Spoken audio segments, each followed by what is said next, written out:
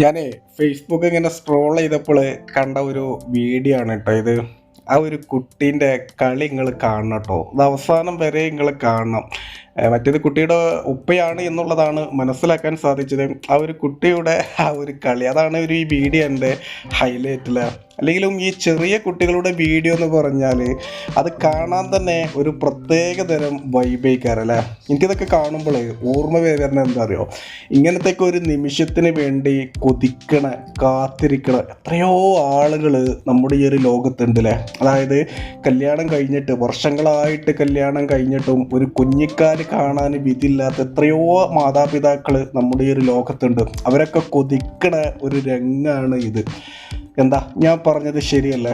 ആ ഒരു കുട്ടിയുടെ കളിയൊക്കെ ഇങ്ങോട്ട് നോക്കുകയാണെങ്കിൽ സുന്ദരി മോള്. കുട്ടികളില്ലാത്ത എല്ലാ ദമ്പതിമാർക്കും സർവശക്തനായ തമ്പുരാൻ എത്രയും പെട്ടെന്ന് നല്ല മക്കളെ കൊടുക്കട്ടെ എന്നുള്ളത് ഞാൻ പ്രാർത്ഥിക്കുന്നു.